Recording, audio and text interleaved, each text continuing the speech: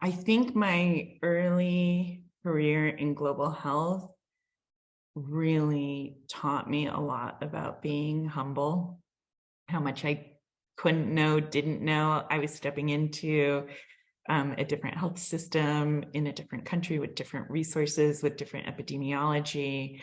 Um, and so I was really humbled in terms of not being the expert in everything. I was certainly the expert there in pediatrics, but I was not the expert in so many other things that folks with less training or less expertise or less education who were not seen as the experts, but they held all the knowledge that I needed to partner with to be able to provide the care that we all wanted to provide together.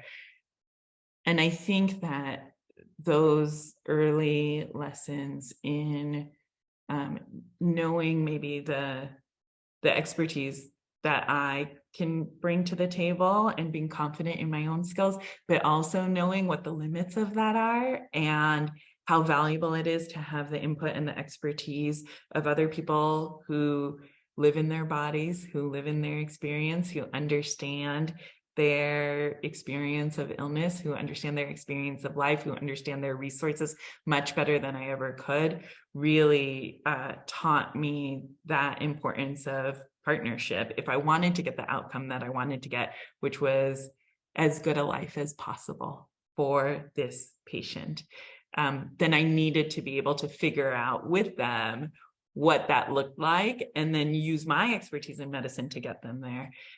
And I think that that's what we do every day in pediatric palliative care is really listen to people. Okay, what makes your life good and how can I maximize that? But you can't do it without hearing first what makes their life good. So I think we are perfectly positioned to listen to those conversations across different lived experiences. And when we're talking about DEI, and I know a lot of the conversations over the past years have been around racism, and increasingly we're talking about differences in languages. And I think increasingly we're talking about neurodiversity. And I would say actually every single patient, every single person that we come across has a different lived experience.